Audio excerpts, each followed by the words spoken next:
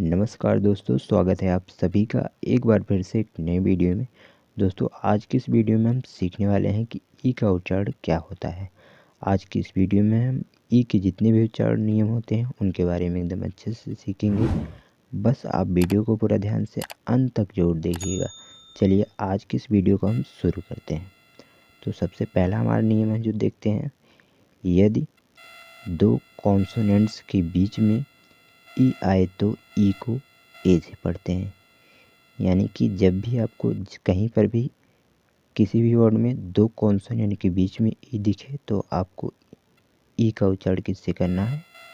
ए से करना है। यानी कि ई को ए से पढ़ना है, तो ये ध्यान रखिएगा, ठीक है। चलिए देखिए यहाँ पर देखिए सेंड, जैसे लिखा गया है सेंड।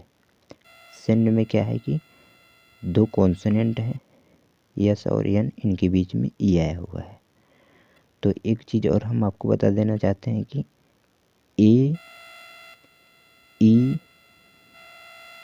आई, ओ और यू इन 5 लेटर को छोड़कर बाकी जो बचते हैं ए से लेकर जेड तक लेटर में, वो सब क्या होते हैं? कॉन्सोनेंट होते हैं। ए, ई, आई, ओ, यू ये 5 क्या होते हैं? ओवेल होते हैं। इनको छोड़कर जो भी 21 बचते हैं वो क्या कहलाते हैं? कॉन्सोनेंट कहलाते हैं। तो इनका ध्यान रखिएगा, ठीक है। चलिए देखिए यहाँ सेंड में क्या है कि यस और यन दो कॉन्सोनेंट हैं, उनके बीच में ई आया हुआ है, इसलिए इसका उच्चारण ई का ए से किया जा रहा है, ठीक है। तो देखिए किस तरह से सेंड को पढ़ा जाएगा। यस से क्या होता है? सा होता है, सबको पता है। ई का उच्चारण किससे करना है? ए से करना है। तो सा पे ए की मात्रा लगा देंगे, हो गया से। एन डी बचा हुआ है तो एन डी से हो गया, एन से आधा ना हो गया और डी से हो गया डा, तो हो गया सेंड, ठीक है। ठीक इस तरह से रेड को भी पढ़ा जाएगा। इसमें भी वही है, दो कॉन्सोनेंट के बीच में आया हुआ है ई। बेड को भी उसी तरह से पढ़ा जाएगा। पेन को भी उसी तरह से पढ़ा जाएगा। सबको उसी तरह से पढ़ा जाएगा। ई का उच्चारण सब में ए से किया जाएगा, ठीक है। यानी कि ई को ए से पढ़ा जाएगा। पेट है, सेट है, तो ये ध्यान रखिएगा। तो जब भी आपको कहीं पर भी दो कॉन्सोनेंट के बीच में ई दिखेगा तो ई का उच्चारण किससे करेंगे? आप ए से करेंगे, ठीक है। चलिए बढ़ते हैं अगले नियम की तरफ। देखिए अगला नियम हमारा है, यदि किसी वर्ड में ई आर एक साथ है तो ई आर को अर से पढ़ते हैं। यानी कि जब भी आपको कहीं पर भी किसी भी वर्ड में ई आर, क्या ई और आर एक साथ दिखे तो ई आर को आपको किससे पढ़ना है? अर से पढ़ना है, तो ये ध्यान रखिएगा।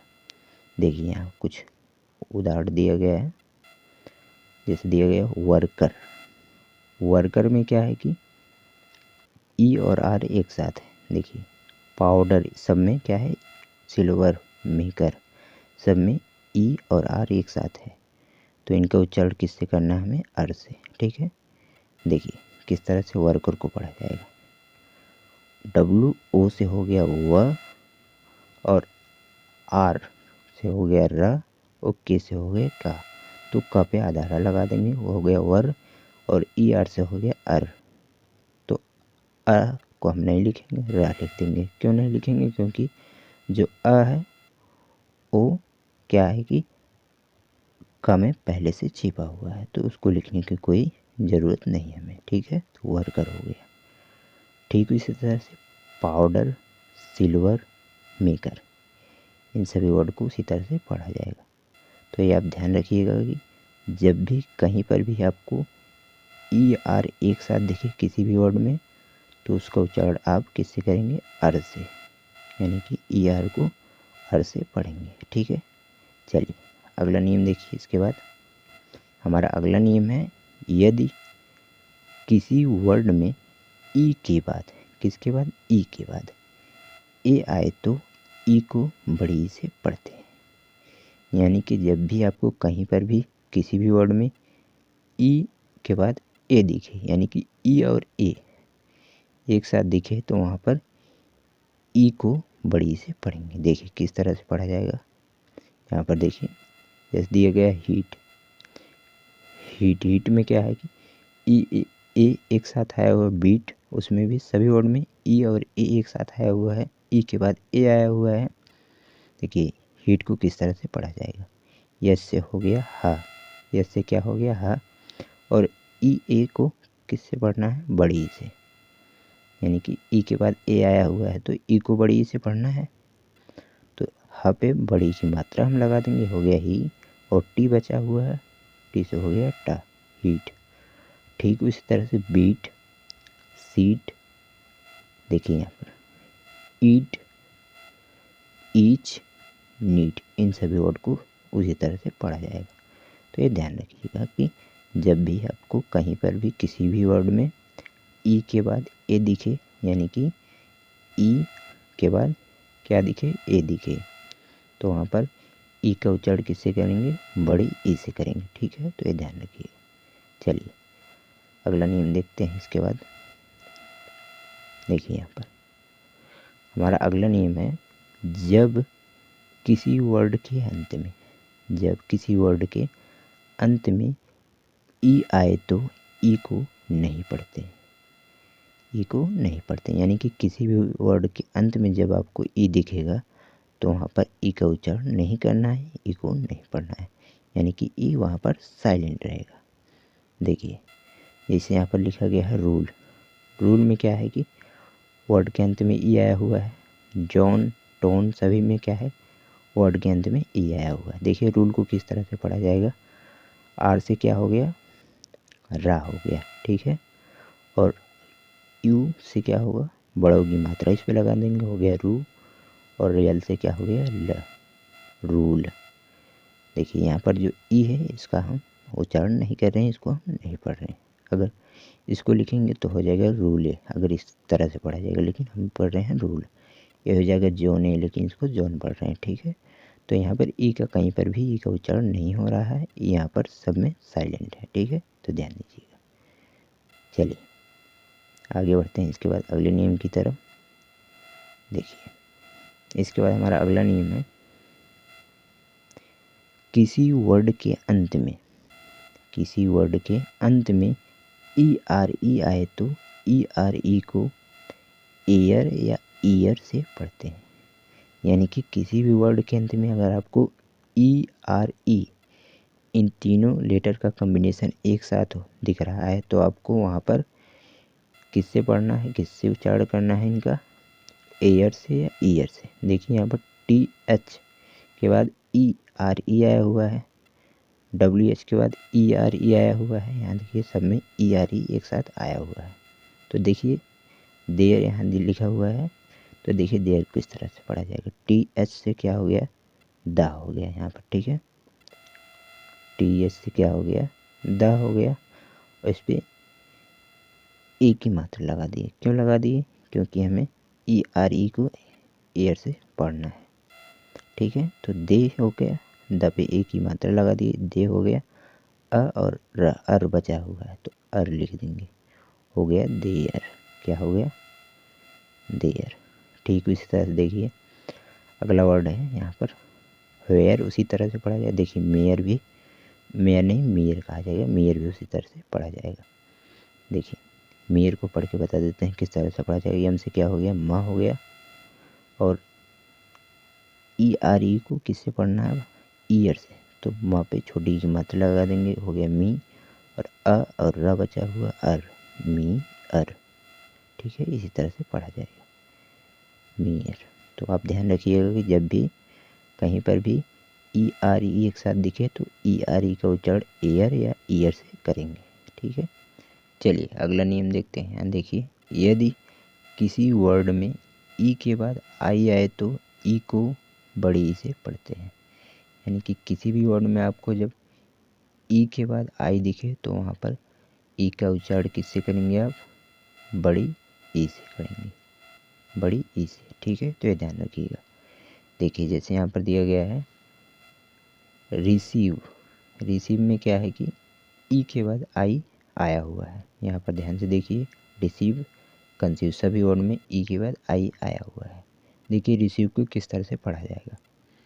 आर से हो गया र, और ई से इस पर छोटी के अंतर लगा देंगे, री हो गया, और सी से हो गया सा।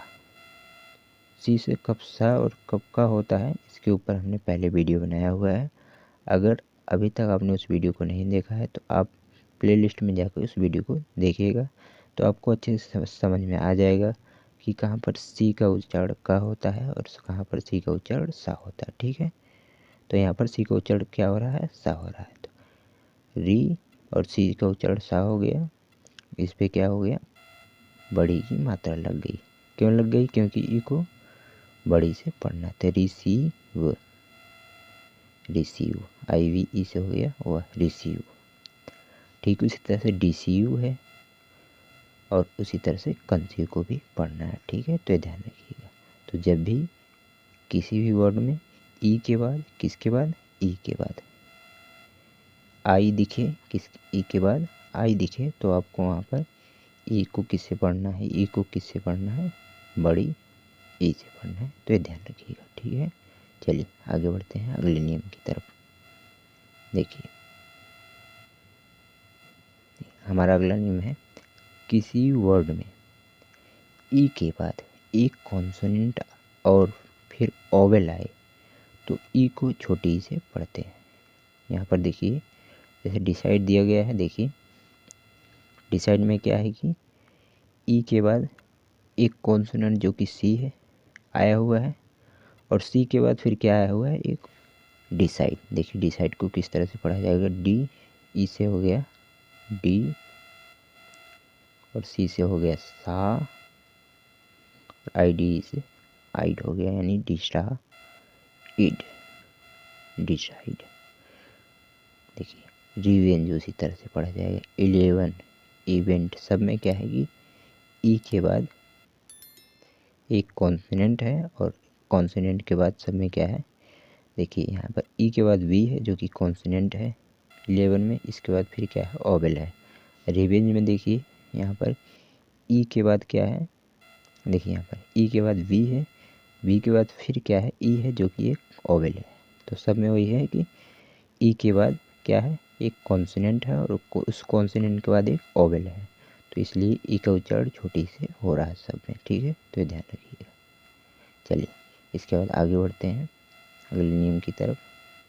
देखिए अगला नियम है, जब किसी वर्ड में ई के बाद डबल कॉन्सोनेंट आए तो ई को ए से पढ़ते हैं। ई को किससे पढ़ेंगे हम, ए से।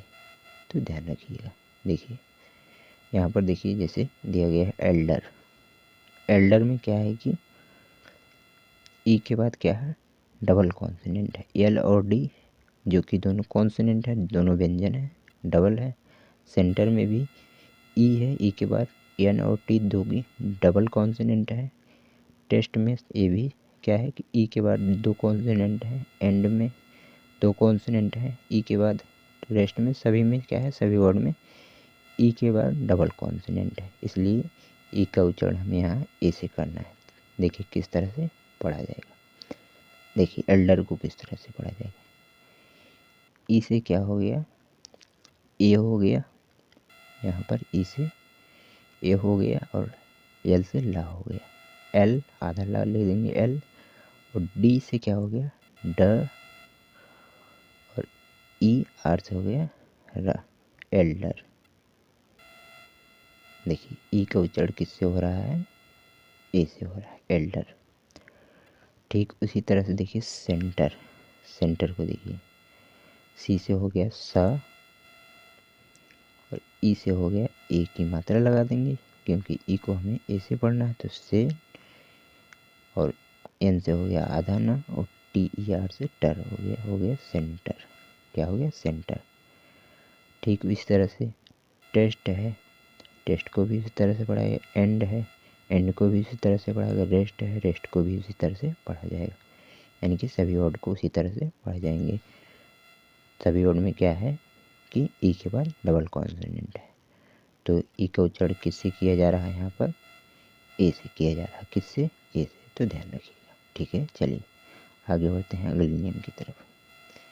देखिए इसके बाद हमारा अगला नियम है, लेकिन कुछ वर्ड में ई के बाद यक्स या पी आए और फिर ओवेल आए तो ई को ए से पढ़ते हैं। यानी कि बात वही है, कुछ वर्ड में क्या होता है, ई के बाद क्या आएगा, यक्स या पी आएगा और फिर कोई ओवेल आएगा, तब भी ई को ए से ही पढ़ना है। देखिए जैसे यहाँ पर एग्जाम्पल में क्या है कि ई के बाद क्या आया हुआ है, एक्स आया हुआ है। एक्सपर्ट में ई के बाद एक्स आया हुआ है। एपिसोड में ई के बाद पी आया हुआ है। इपिक में ई के बाद पी आया हुआ है। इस नंबर में क्या है कि ई के बाद एक्स या तो पी आया हुआ है सभी वर्ड में। देखिए इसमें पढ़ के हम बता दे रहे हैं। एक्सपर्ट ई से हो गया ए, एक्स तो हो गया एक्स, एक्स हो गया PERT से हो गया पर्ट, एक्सपर्ट। इस तरह से पढ़ा जाएगा।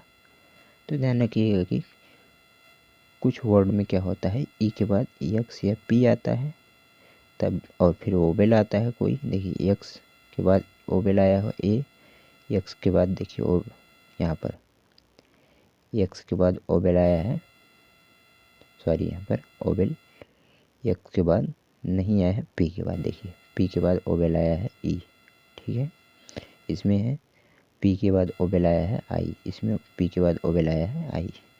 तो ये ध्यान रखिएगा, ठीक है। चलिए इसके बाद बढ़ते हैं अगले नियम की तरफ।